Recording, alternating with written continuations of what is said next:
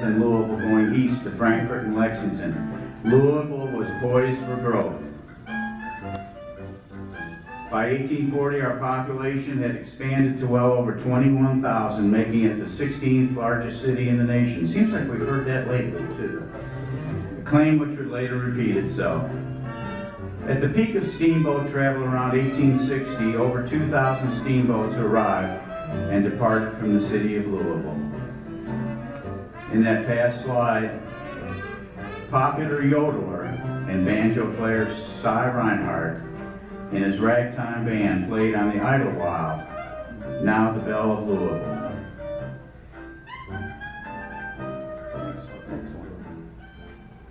And in between that was the Avalon. Yeah. The Southern Exposition. The Southern Exposition in Louisville was the single most defining event ever to take place in this city. It occupied over 44 acres of land with booths and displays of agriculture, arts, industry, building trades, and very importantly, music. Historian Brian Bush, in his book about the exposition, mentions that the Fisher and Baldwin grand pianos were promoted. The very popular Kappa and his 7th Regiment Band gave morning and evening concerts, and the Patrick Gilmore Band provided musical entertainment. There was a beautiful pipe organ in the auditorium of the exposition also. So in many ways, the Southern Exposition helped jumpstart the city with its use of electricity furnished by Thomas Edison and providing entertainment which would influence the future. The exposition ran 1883, was supposed to end at 1884, but it was so popular that it remained in place until 1887 before it was dismantled. Another source of music performance were the gardens, just called beer gardens. The early open-air gardens were, of course, the result of not having electricity or ventilation to operate an indoor venue. Gardens were popular throughout the late 1800s and into the 1900s. Even today, many restaurants and entertainment venues have an adjunct garden. Louisville had many such gardens. Shown here was Phoenix Hill Park, probably Louisville's most popular beer garden, which opened in 1865. It was part of the Phoenix Hill Brewery, located on the southwest side of Baxter Avenue near Payne, Barrett, and Rubel. It had a dance hall complete with a bandstand. All of this, of course, was to showcase the Phoenix Bohemian beer. It brought in such entertainment as John Philip Sousa's band. Woodland Gardens, one of the first of the gardens in the city of Louisville. Woodland opened in the 1820s in the east end of Market Street between Wenzel and Johnson Streets, where the stockyards would locate later. It was referred to as the nearest retreat from the city and mostly served the workers who were employed in the Butchertown distilleries, butcheries, tanneries, and candle and soap makers. They provided a variety of entertainment, including target shooting, fighting, bowling, listening to music, and dancing. The favorite pastime, however, was drinking lager beer and wine and listening to music, sort of like today. It lasted until 1888, when homes were built on the 4-acre site. Magnolia Gardens was an outdoor beer garden and dance pavilion that opened around 1913 at the northwest corner of 3rd and Avery. It became Rainbow Gardens in 1924, being advertised as Louisville's Dance Palace with Dick Quinlan's Golden Derby Orchestra. It closed in 1930. Zender's Summer Garden, where Bardstown Road and Baxter come to get together, was the Zender's Summer Garden and Cherokee Park Tavern around 1890. Beer and food were a huge part of the equation here. The Tyler Park Pavilion, although not a beer garden as such, the Tyler Park Pavilion was built in 1924 against the wall of the Baxter Avenue overpass.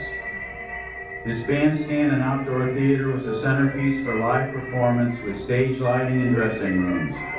It was built, touted as a permanent structure, but within a few summers it was suddenly removed with little or no fanfare or explanation.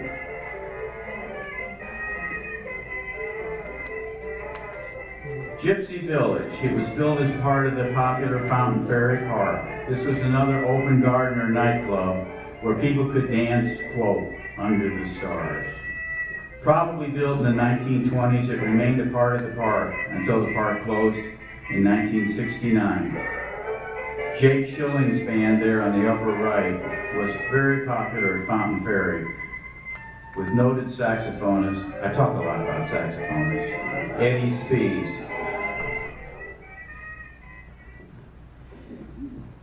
This presentation certainly would not be complete without mention of John and James Whalen, two brothers whose New Orleans family had come to Louisville by way of Cincinnati to set up shop in the quartet of gambling, whiskey running, burlesque, and of course, prostitution. They cleverly wrestled control of city government and the Democratic Party for nearly 40 years, beginning around 1880. While not so popular with government types, they were somewhat admired by trade unions and the disenfranchised. Being Irish Catholics, they were popular with the church. They built the famous Buckingham Burlesque Theater in the upper right there at 223 East Jefferson Street early on, which ultimately served as the centerpiece for all of their activities. The famous green room in the theater became the epicenter of city government, patronage activities, and control over local elections. Whalen's first encounter with the local constabulary was when they closed them down for showing a production entitled Female Bathers in the Sea, which actually used a huge water-filled tub as the, quote, ocean. They knew from that point on that they had to get busy. It became an opportune time in Louisville for their various schemes. Oh, I might mention, in the lower two images there, the brothers are still together in St. Louis Cemetery.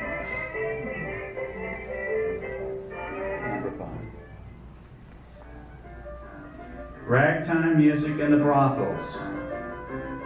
The many brothels in the city were around both Green Street, which later became Liberty, between 6th and 10th, and in an area around Floyd and Jefferson Streets referred to as the Chute. The board representing the federal government about locating Camp Zachary-Taylor here sent a Mr. Fosdick, Director of Training and Camp Activities, to question the mayor about cleaning up the moral decay of the city. He told Mayor John Bushmeyer, whose election was a product of the wrangling of the previously mentioned Whalen brothers, that you must close your disorderly houses and keep them closed. To which Bushmeyer said snappily, Louisville will do nothing of the sort. Those poor ladies would have no proper place to go, and I will not be a party to any such outrage. So for at least a time, the music at Shelley's Saloon and Milton Wiggins played on.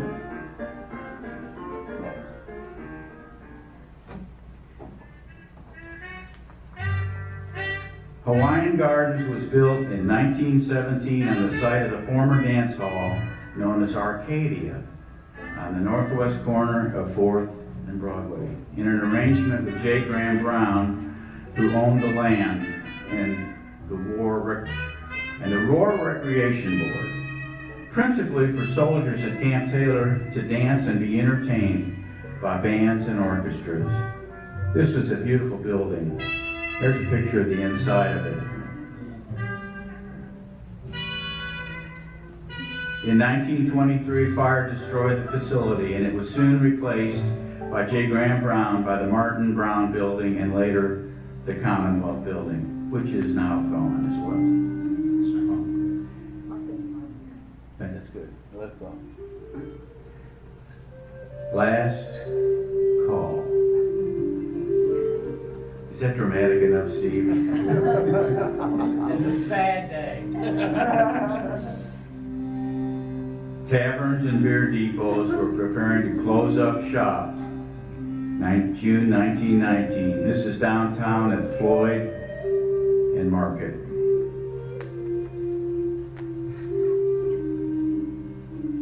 Cunningham's. Prohibition went into effect in January 1920. So much of the music of bands and orchestras and popular dancing suffered miserably for what would be the next 13 years. The social lubrication of alcohol was a huge part of orchestras and dancing. The city of Louisville lost 6,000 to 8,000 jobs tied to alcohol. Many businesses in Louisville went into somewhat of an underground mode. Louisville, with its large ethnic population, especially Irish and German, would somehow find a way to obtain liquor and entertainment during this period in spite of the federal government mandates. There were several Louisville establishments that in a clandestine way survived the long 13 years. One notable case being Cunningham's Restaurant at 5th and Breckenridge, which was owned by a police captain who ensured that the liquor cabinet stayed well supplied for his customers. Cunningham's has managed to survive to this day, of course, no longer famous for its liquor and its third floor nightly activities. I have two images of it here, one during its heyday during the 1930s, and the other just a few weeks after it burned in 2001. Also famous for liquor being made available was Abe's White Doorknob, long gone, on Preston Street between Walnut and Liberty, and in the South End, Snyder's Iroquois Gardens, and then the Bide-A-Wee, short-lived but famous club. Even the Pendennis Club was cited for violations. The Bide-A-Wee only lasted for about 3 years into Prohibition. But there's an interesting thing here. All the furnishings were sold at auction. Seems like the Wurlitzer Piano Company showed up at the auction because they had a so-called electric piano in there that was going to be auctioned, which they had a $600 lien on against the club. And you know what? They paid $600 in the auction and got their piano back. So.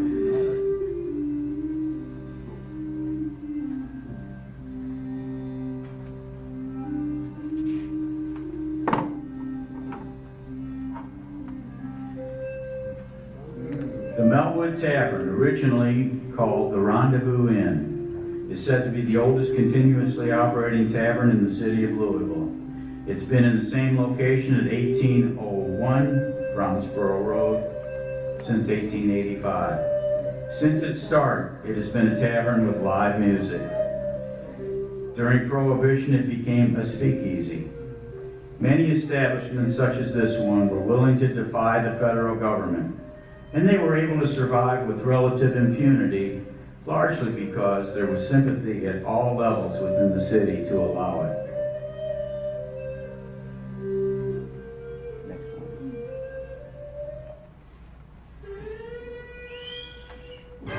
End of Prohibition.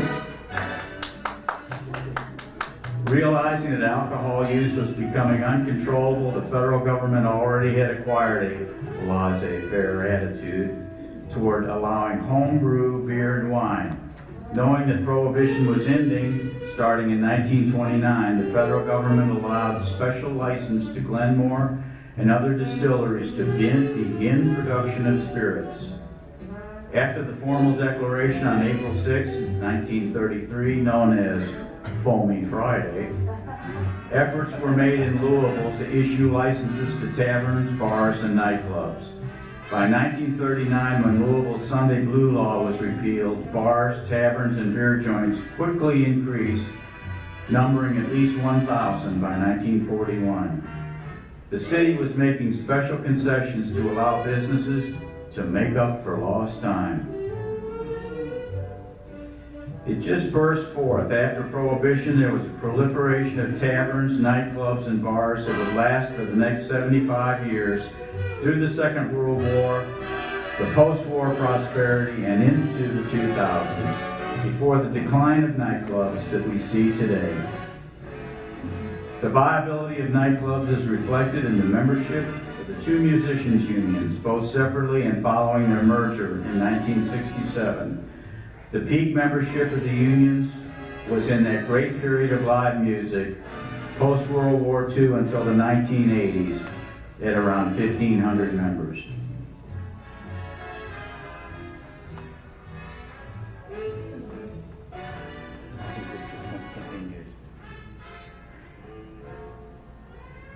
The Sealback was opened by brothers Otto and Louis Sealback in 1905 after closing their first hotel, the Old Inn at 6th and Main. This pre-Prohibition hotel had most of the great amenities of the day. There were 3 main venues for live music.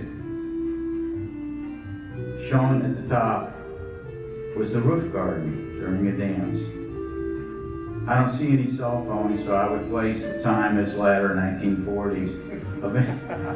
Eventually, the area was remodeled into the 10th floor ballroom as you see it today in the lower left there. On the first floor was the lobby bar called the Old Sealback Bar, a beautiful room that over the years has featured live jazz. The Dick Sisto Band was there for more than 20 years, and many Louisville Jazz Society events were played there. The bottom photo shows the basement event room known as the Rathskeller. Until the latter 1940s, it was referred to as the Dugout. A beautiful example of rookwood pottery founded 130 years ago in Cincinnati. The photo at the right, it was the Carl Ellis Orchestra playing there for New Year's Eve, 1941, just after Pearl Harbor. The Brown Hotel, built starting in 1921 by lumber baron J. Graham Brown and opened in 1923 during Prohibition. A mecca of live music at the time in spite of Prohibition. Mention was made that when you attended a hotel event at the Brown, you had to, quote, unquote, bring your own. I'm sure you get the idea. Built with 2 performing rooms, the Crystal Ballroom, and the third floor, on the third floor, and the 16th floor Art Deco roof garden, which was both enclosed and partially open to functions on the roof. That's it in the upper left there. Beautiful Art Deco architecture. The whole thing was carelessly removed and replaced with plain drywall in the 1970s. Though through most of its existence, the Brown had music in the lobby as well. Steve, it would really be a costly endeavor to go back to the Art Deco that they already had and tore out, and now that it's popular again. Steve Weiser, I'm saying this to him not because he's president of the Louisville Historical League, but because he's a noted architect in the city of Louisville. So he has a lot of thoughts on architecture. In 1935, just post-Prohibition, the hotel opened the Bluegrass Room. Is John Roy here? He is here. Okay.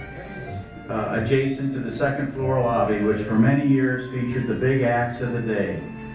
Bing Crosby, Liberace, Buddy Rogers, Bob Hope, Dick Van Dyke, and others performed there. Even President Harry Truman had lunch in this room. The house band in the Bluegrass Room that backed up these acts for many years was led by Bob Jones. And their excellent drummer, right? I don't have my glasses on to see that, but I believe it's right there, was a gentleman named John Roy, who is with us today. John, would you like to, yeah.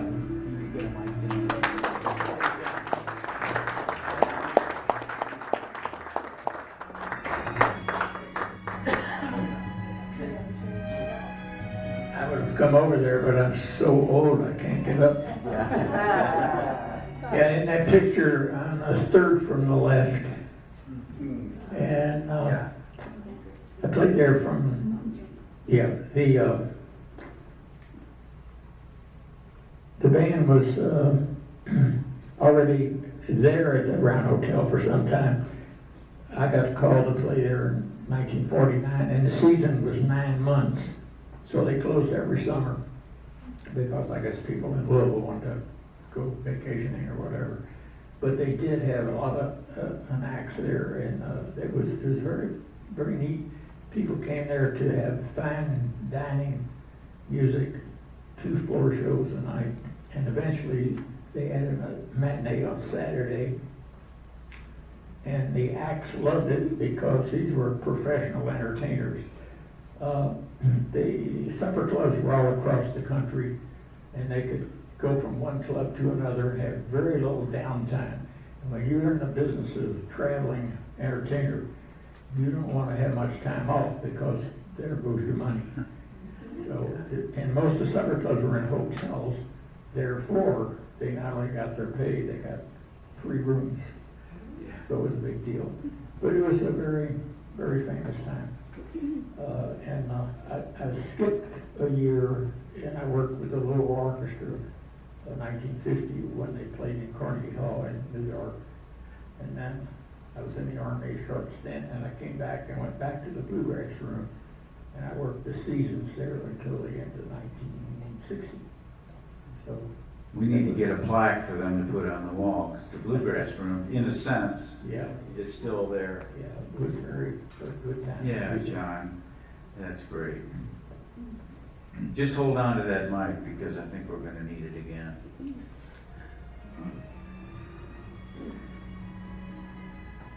Let's see, this is Kentucky Hotel, which was also had the Blue Room Lounge on the 4th floor.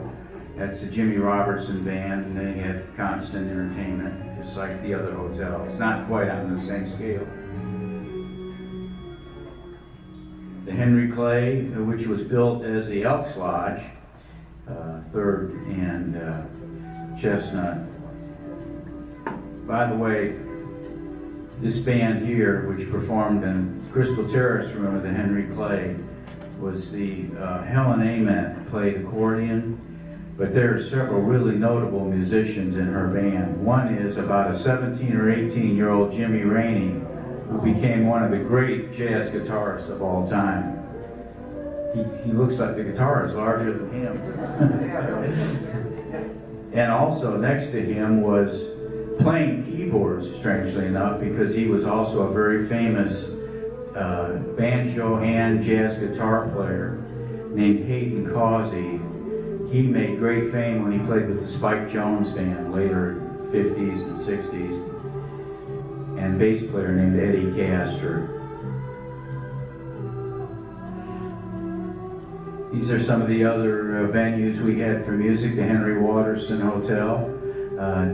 Styx McDonald was in there with his Dixieland Jazz Band. And Eddie, I think this is where you come in here with the hotels, motels, Benbow, Admiral Benbow Inn. You want to talk about that? Yes. I actually led the first band that was at the Admiral Benbow. They decided to have Yeah. They decided to have entertainment, and Gene Snyder of the Joni Agency booked us in there, and that was the first group I ever led. And within the first 3 months, I got fired out of my own group. That was a lot of fun. And then You should have taken it to the union.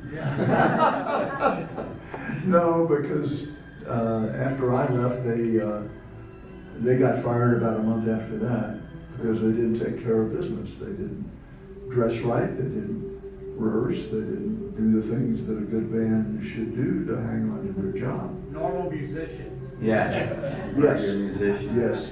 So that was the Admiral Benbow. And how about Stouffer's? Stouffer's, I played Stouffer's in about 1974 with Susie Ogden and Buzz Shelton, I think, was the keyboard player. And they couldn't pay us enough money, the amount of money that they thought we were worth. So once a week we could go upstairs on the top floor and eat like a prime rib dinner or something like that. And Freddie George was playing upstairs on the top floor which is somewhat ironic because Jerry Green is going into that building now, and Freddie George is going to continue to play the cocktail hours for Jerry Green. Jerry Green is the gift that keeps on giving, you know it? Yes, he is. He just goes from place to place. The Churchill Inn here, Welton Lane was well known. He was there many, many years. And of course, all the Ramadas and the Holiday Inns were a great source of work for live music.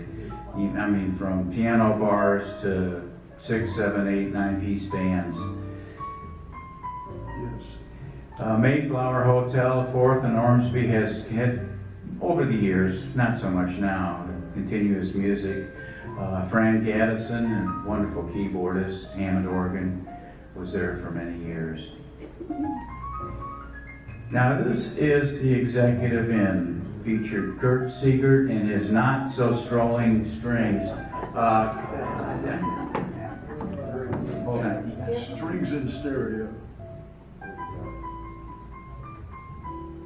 And Jeff Sherman, who provided me this photo, is on the lower right there, guitarist, is going to make.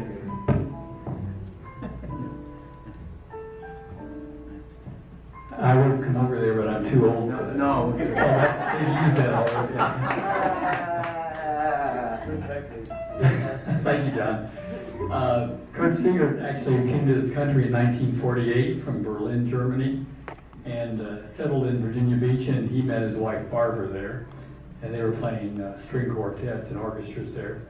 And then at one point, Kurt went with Mondovani for a couple of years, and then they started touring. So Kurt and Barbara came to the Executive Inn. I bet everybody here has seen Kurt's name out in front of that building.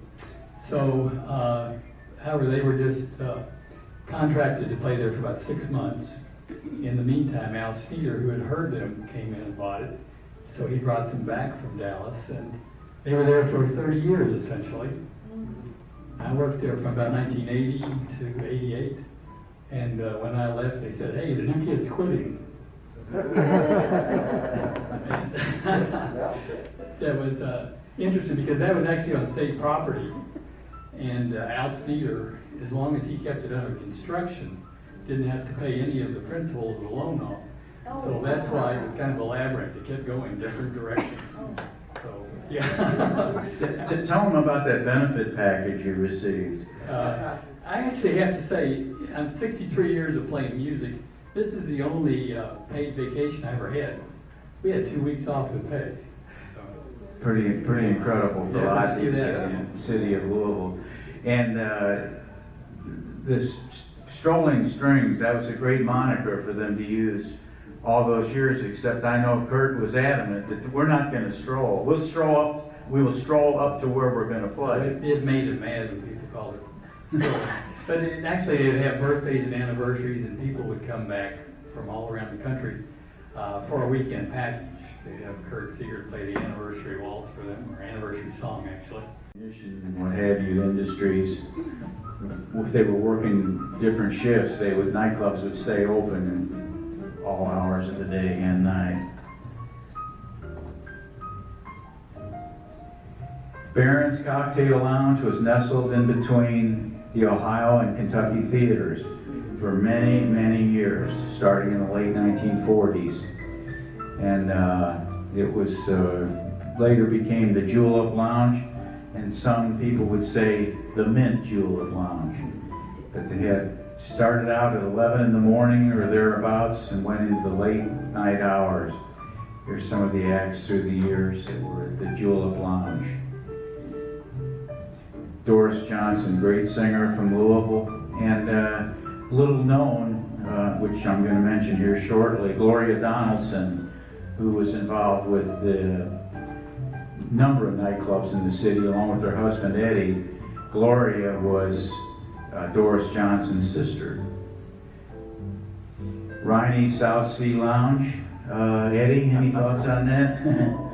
My first club gig was there in about 1971. We followed Rick Hipple and Lou Stansfield in. Lou Stansfield used to sing Misty, just like Donald Duck. So that's what he did. They were an excellent duo, And Riney's had go-go dancers, Kentucky but Hotel, please. and the go-go dancers kept their tops on, by the way. It was considered a nice place, and I think there was a national magazine that actually, Photo Player or something, called them the Nightclub of the Year in the early 60s. They had a manager whose name was Whitey, and Whitey hated daylight savings time because it added all that an hour's worth of light, and his business didn't get going good until the sun went down. But,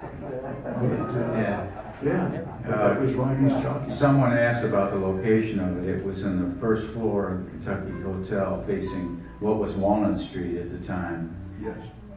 And by the way, this beautiful piano music here, you know what it means to Miss New Orleans?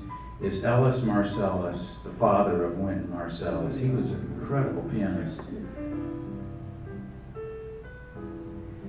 So anyhow, that's in legendary local musician Jack Bringle also played at the South Sea Lounge, I think it was at the time.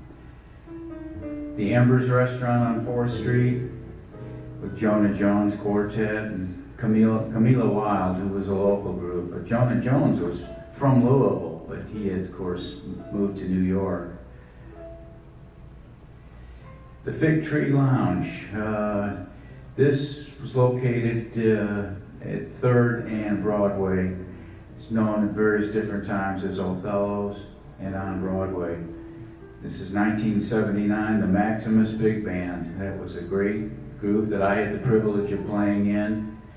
Right there, I still had my hair was black at the time. Pete Gerhardt and a lot of the really great local musicians played in this. And Ray Johnson, who's still playing here in Louisville, is in there, and a number of really fine players. Mika's Lounge.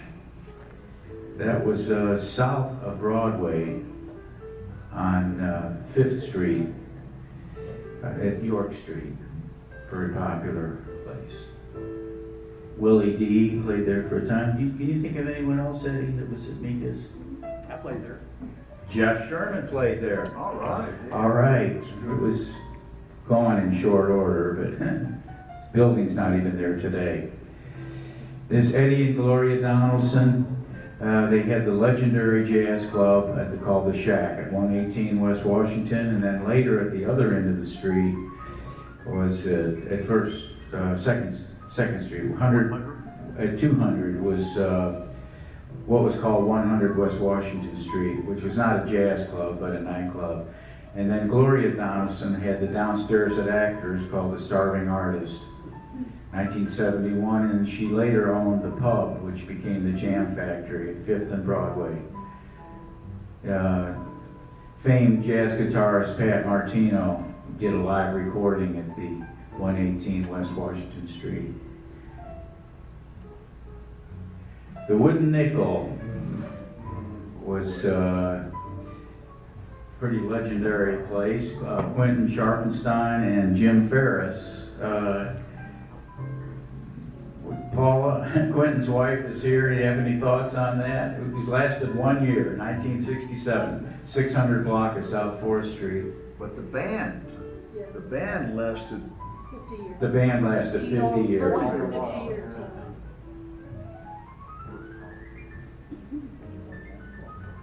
It's where you had the peanuts and you left the shells on the floor. The Jazz Factory was Ken Shapiro and Diane April opened it 2003 at 815 West Market Street. And it lasted longer than most jazz clubs. It went from 2003 till 2008. And that was the Bill Barnes Jazz Trio there with Ken Shapiro making the announcement about them playing. Zena's Blues Bar. A lot of folks here should know Zena. Keith Clemens, I'm here. you want to make any comments about Zena's? Well, what you're looking at is Mary Jane Zena. She was the heart and soul of that place. There was an original location on Market Street, and then they moved around the corner to West Main. And probably almost every blues player played here. It was a neat place. You played right up front against the windows, and this was before places like Stevie Ray's was open. This was one of the blues places to go to downtown. How did it happen that they were open from 1929 till 2008? I mean, surely she wasn't. No, it might have passed down from generation to I think her generation. husband. And at first, yeah. Her husband. Oh, I just have to say one thing, they were, in the 70s, the same location was the windmill.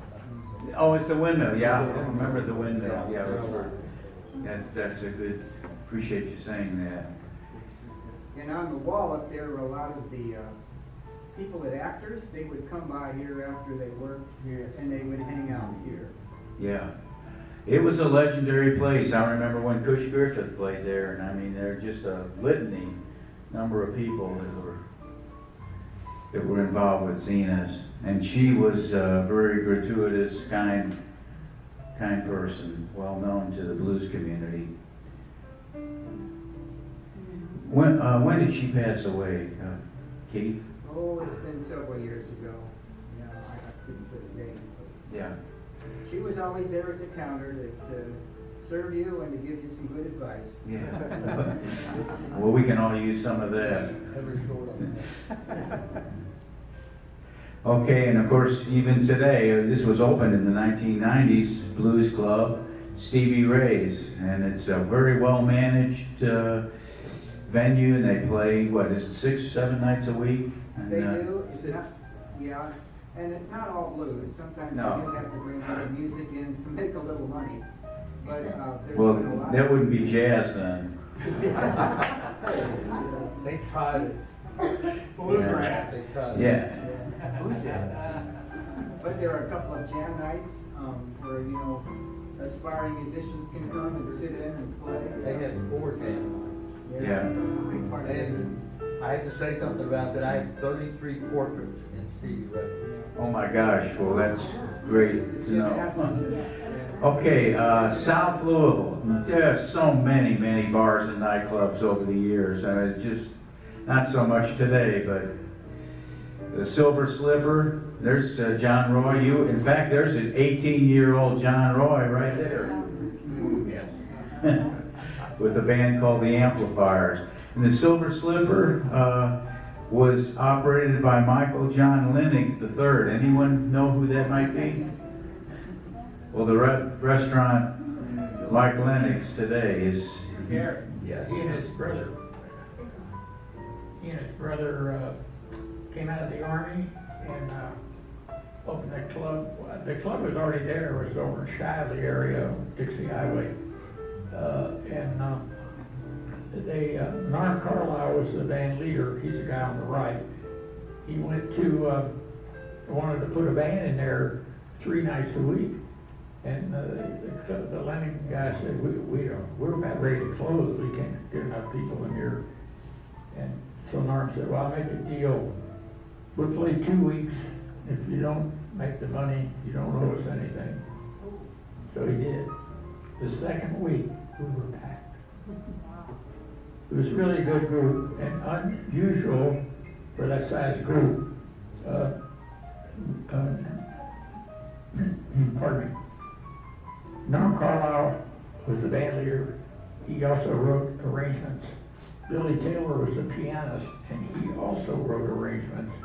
So those 2 guys wrote arrangements for everything. The only time you weren't actually reading what was on the paper was if you were soloing improvisation. Yeah. So yeah, it was a nice group.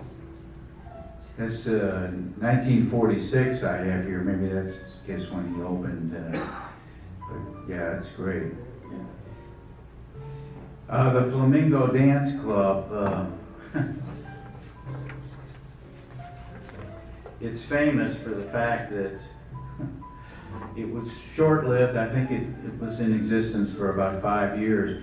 And I found this in the old Courier thing, mentioning the Flamingo nightclub along with some of these others. as using union musicians. I thought, my goodness. Yeah, I thought that was a nice thing. It says the following nightclubs used union labor. But this group here, who had, they all met in a juvenile detention center, and they got together and decided to hold up the Flamingo Club one night.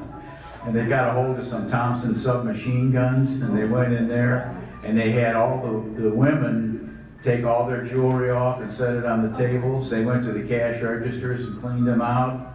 And it was a fairly sordid event for the time.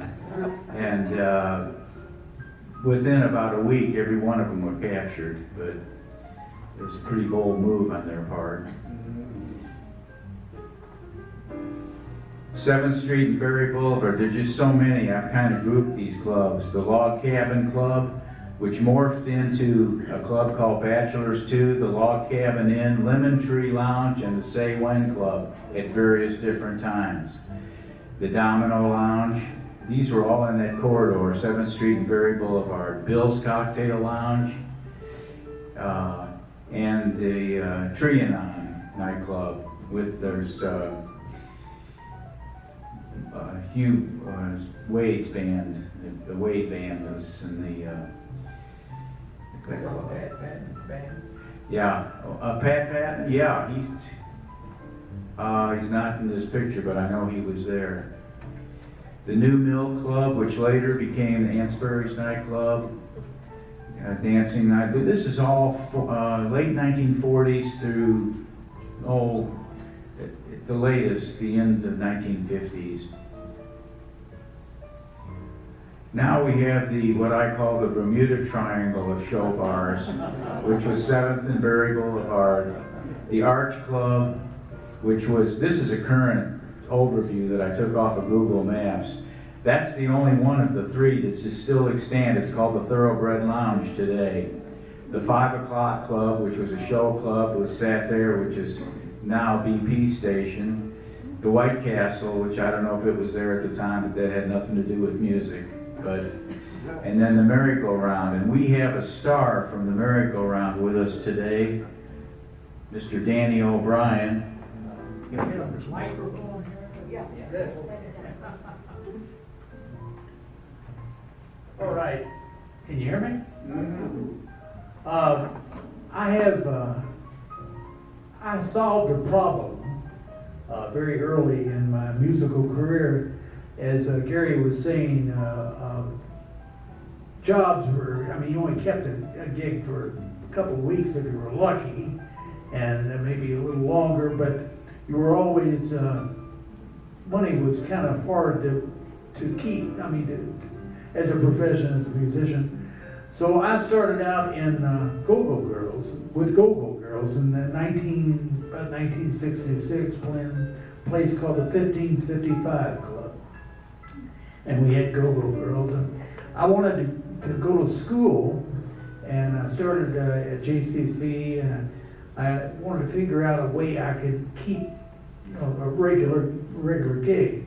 So I started working for Dick Asher at the Arch Club, and when I was there, it was a clubhouse, and we had a whole line of strippers that he used to bring, and he owned the merry-go-round, which was across the street. And what we would do, we would have a gig that would start like at 10 o'clock at night, and we'd play from 10 until about 2 in the morning. And at that time, he would bring all these girls from across the street over, and we put a floor show on. And that was like at 3 or 4 o'clock. We're talking, this is the early 70s, 71, 70, 71. And that was when it was illegal. So had some problems with it. But so I was actually working there when he employed a band with trumpeter Earl Lee, which was across the street of the merry-go-round, called the Three Guys Trio. And Benny Holden was on piano, and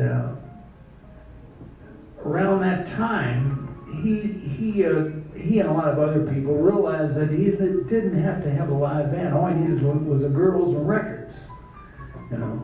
And so I was there at the Arch Club or the clubhouse the night that they completely got rid of the entire band across the street, which had been playing there like 17 or 18 years early in them. And so I got the idea. I wanted to keep working actually, and Frank Linkenberger, I think was his name, was a really fine stand-up comic, singer, entertainer. He was in town, and he went to Vegas. And in fact, he died out there back during that time. But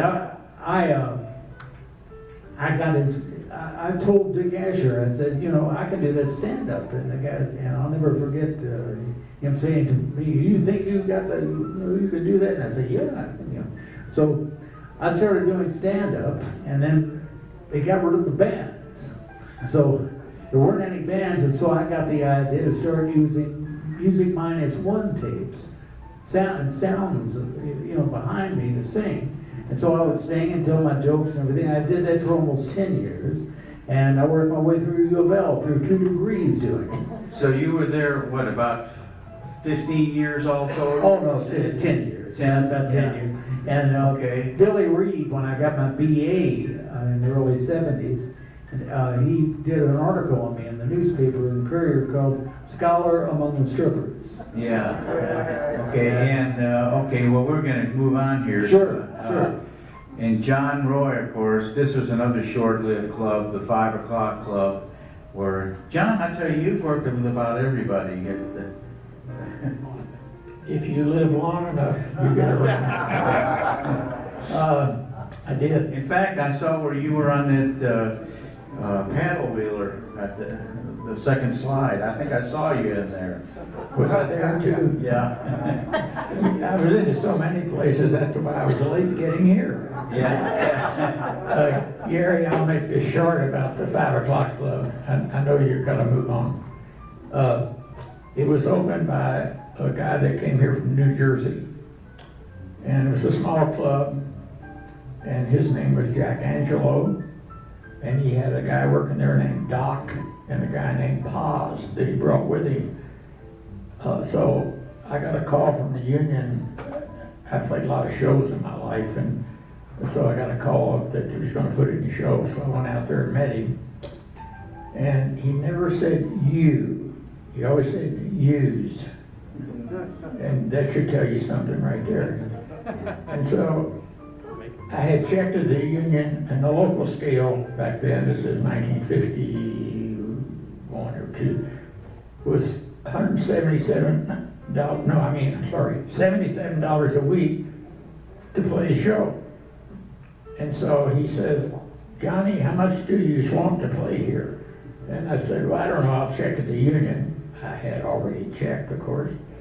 And he said, "Well, you just think 125 will be enough." I said, "I believe that'll be satisfactory." Anyway, he took me in the office. He opened up a desk drawer. He had stacks of money in there. He had a gun. He also had a gun in a holster hanging on the back of a chair. And he's a little guy. And he was so pleasant and so nice. So anyway, I get there, I rehearsed the show with the trio he brought in from Chicago. And they happened to be some really fabulous players. Herb Ellis was the guitarist in that group. And they were great. Anyway, so I played the show the first night, and the second night I come in and the guy said, "Hey, they didn't use drums." He said, "Sit in and play with us." So I played the whole thing with that group for a couple of months. But then I found out several years later, I read in the paper, a guy in prison named Jack Angelo, alias so-and-so, alias again, alias. It's 7 aliases, died in prison. And so that he was part of the New Jersey Mafia. Yeah, So it's kind of interesting. Same guy that hired you. Yeah, the guy that hired me. Wow. Okay, we're Club Fabulon, I don't know a lot about the Club Fabulon, but they had, bands of this size, up through the mid to late 50s. There were 7 in that whole corridor. I could tell you, that was a mecca, wasn't it? I mean, It was. yeah, it was really something else. Okay, Colonial Gardens, otherwise known early as Sennings Park. In fact, Steve Weiser, I think you're in this photo someplace at the renewal, and it's been going on since the very first part of the last century. There's some very early photos, 1920s, of the garden area, the petting zoo, the restaurant, and the outdoor pavilion. Iroquois Gardens was very famous for bringing in some of the big acts and the big bands. Here's, the Cincinnati Six was one of the openers, November 1924. Ray Barr, which was a local band, very popular, and that's in their dance pavilion outside. And then Tex Beneke, which had the Glenn Miller Band, Woody Herman's band, and Don Reed. I'm not familiar with Don Reed, but his trombone and orchestra is very famous. 7th Street Road, Schneider's Roadhouse, Artie Jones Orchestra. And this is Artie Jones playing trombone. He was the president of the local 637, which was the black local when we had the segregated locals before merger, was 1967. And so this was his band playing at the Schneider's Roadhouse near Iroquois Park. And then the Downs Paddock Lounge in the South End, right by Churchill Downs. This is one of the finest dance band that's ever been in the city of Louisville, folks, right here. And it was owned by a gentleman named Earl Garr, whose son, Earl Edwin Garr, is a surgeon. He's had a surgery at the VA hospital. Of course, this has been all razed and demolished, this property. But he saved the front sign and had it restored, and he's got it in his basement bar. That's where it is today.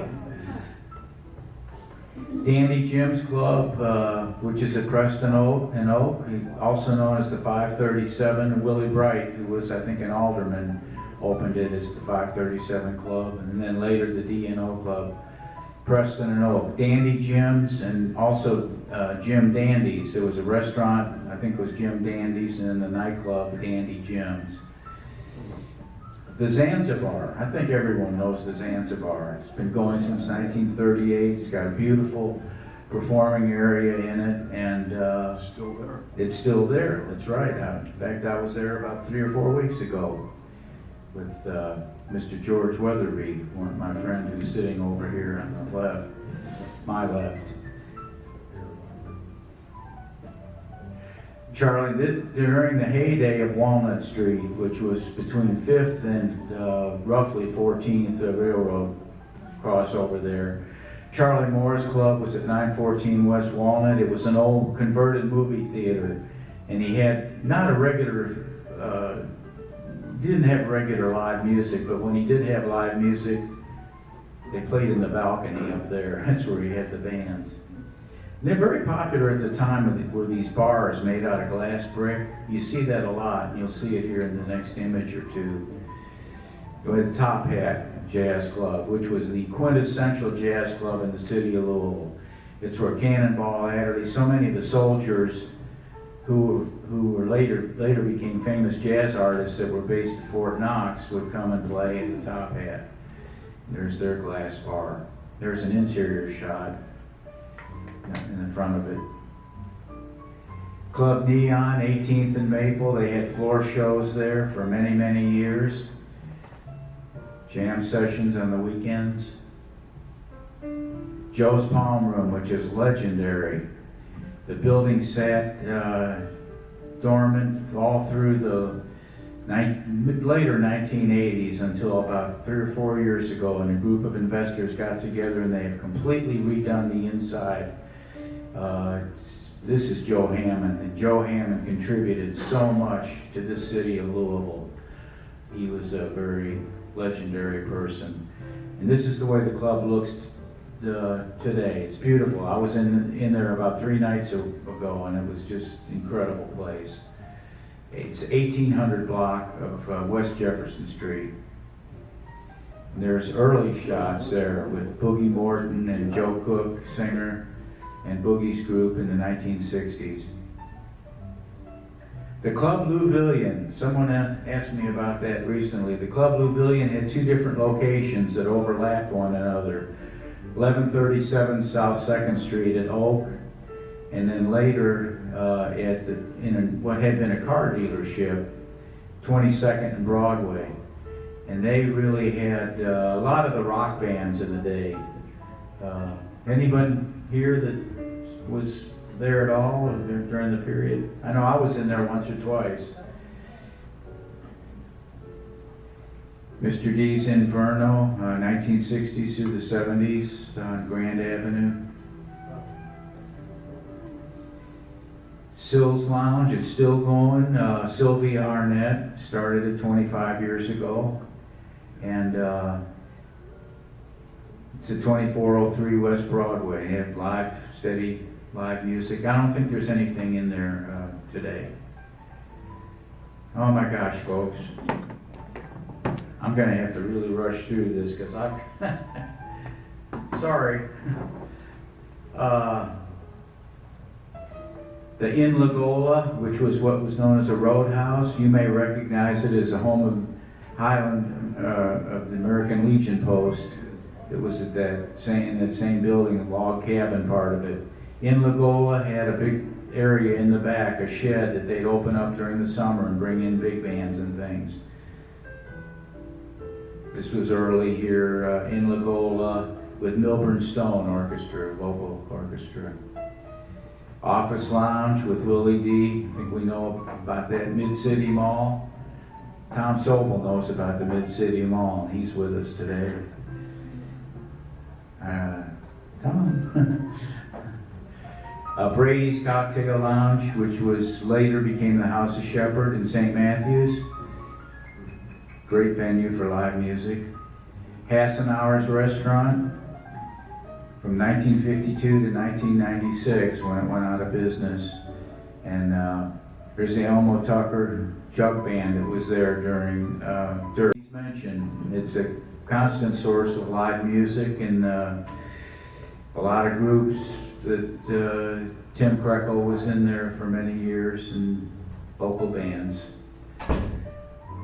Gerstl's, No Coils. I had to look that up because this didn't come from Gerstl's, but I pulled this off the internet. It meant that the beer came directly, it did not go through any coils before it was served to you, so it was always going to be nice and cold. Garland Flaherty, who was the amazing family of 6 brothers, who had quite an impact on the restaurant scene and the nightclub scene in Louisville. Flaherty's 3, which was on DuPont Circle through the 70s, maybe the 80s too. But they had the Essex House, Bardstown Road and Waterson Expressway, and also the Rose Bowl lanes. They had the venue in there, restaurant and bar. Any thoughts on that, Eddie? Played there in '74. Garland had a certain formula. He would bring in a band with a male front person. The idea was if he could draw in the ladies, the men would follow because they're going to go anywhere the ladies are. And he had a female at the small bar, and she would play the breaks for the band, and then at midnight they would have a show where the female would join the band, and they'd do about an hour show. And Garland worked very hard, he's a very nice man. I remember the place was too busy for the band to rehearse during the day. So the only time to rehearse was after hours. And I remember we did that one night. I happened to go in the men's room and there's Garland cleaning the urinals himself. So he was a hands-on person, that's for sure. And St. Patrick's Day was wall-to-wall people. Yeah. Okay, and then you could comment on this too, Eddie. This is Pussycat a Go-Go, I'm not sure when it started, but it was originally a pretty nice place. Jeff will back me up. He was there that night in 1969 when we saw Buddy Rich's band there. And that may have been the place where a group called the Heavyweights began. They were an excellent show group. Yeah, they opened for Buddy. Yeah, they opened for Buddy, and Buddy made a point of complimenting both the band and the drummer, Gerald Thompson. And and I saw him there about 6 months after that. It was a different band, and Buddy didn't compliment that band. Would we know any of those people that? A few. Yeah. Okay, I'm trying to move through this. Tom Sobel, who owns the Comedy Caravan, and he has been very gracious over the years in allowing a lot of music groups that would not produce any revenue for him, but he's been so generous. Any thoughts on that, Tom? What about stomping on us? Yeah. So, there's the Don Krekel. Let's see, we got the Don Krekel Big Band and Roger Dane's Big Band at different times. Jennifer Lawletta singing. So, I tell you, I rebuilt the stage into a modular stage in 1992 so that I could change the size of the stage to accommodate big bands. And the first big band to perform on the stage was Count Basie. oh my gosh, Count Basie's band. Well, that started a legacy that's still true today. The Vernon Club, that's just reopened, and it's an 8-lane bowling alley, and in the Undercroft part of it, they have had live music over the years. This goes back to the 1890s, and I won't comment further on it, but they've really done a nice job in renewing it and rebuilding the restaurant and the bowling lane part of it. Toy Tiger, which was outgrowth of the Brown Suburban, was a dinner theater for a long period of time, and it's very legendary. I don't think we need to dwell on that so much. Babe Waldman's Patio Lounge. I took this picture of Bill Chase, that band Chase that was so popular in the 70s, that was there. And Captain's Quarters, Billy Lowe's band, the Captain's Quarters. And that's been a great place for entertainment over the years. Headliners Music Hall since 2010. There's something in there within the last few nights at Headliners. Phoenix Hill, long gone. Ben Rogers closed them both in 2015. Kind of sad. And this Jim Porter's had about 4 different rooms, and he would have as many as 4 bands playing simultaneously in there. The Clefus family, which owned Clefus, which was near downtown, and then later the Spring Street Tavern, which had previously been owned by Pappy McMitchin, who was an excellent fiddler, and there it is when he owned it. It was called Pappy McMitchin's Club, and he performed Texas swing. He had horns and they had fiddles and what have you. It's closed right now, by the way. The Dewdrop Inn. A nice place for nice people with a dance floor that's, terrific like the Atlantic. Terrific like Pacific. Gigantic like the Atlantic and terrific like the Pacific. Yeah. Sweet as the breeze off of Lake Erie.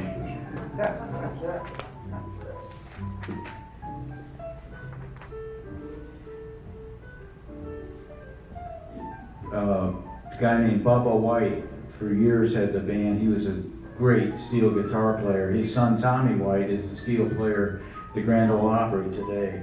And also Eli Hall, the 2 notable musicians that played there for a long, long time at the Dewdrop.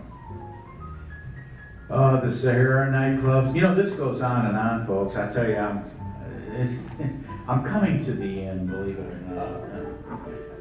There's a lot more to be said about so many of these places. The Sahara was famous. Ronnie Burden, who was a local celebrity, was there for many years. Karen Kraft And also a band called the New Kermit was at the Sahara. There were two Saharas, one at Evergreen, Shelbyville Road, and the other one 3606 Bardstown Road in Butchell. And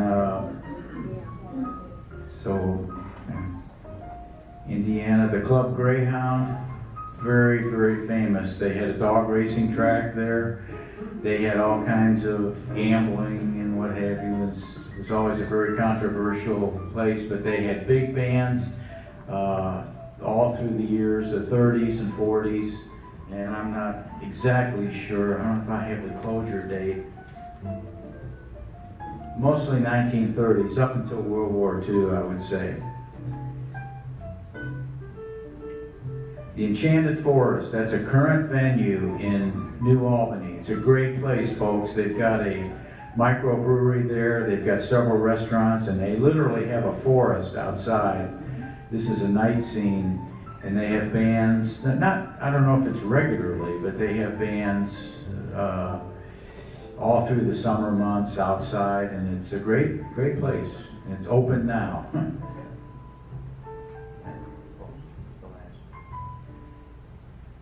And I want to give a shout out for Warder Park in Jeffersonville, Indiana, because Sonny Brewster and Barb Brewster, who have run through the Jeffersonville Main Street Association for the last 25 years, have been so helpful with live music, providing every Friday evening live music at the pavilion there in Warder Park, which is Court Street and Spring in Jeffersonville.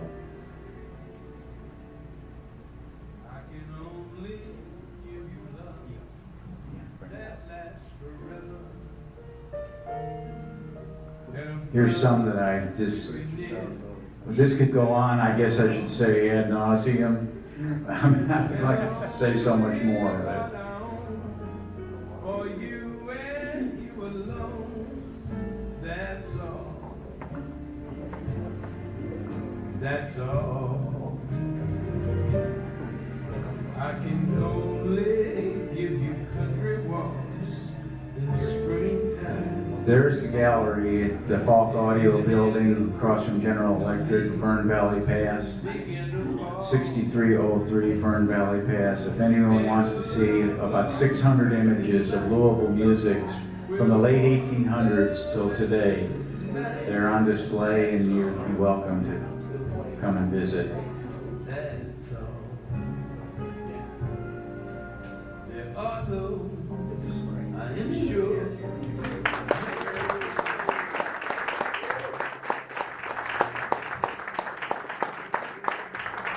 And don't forget to support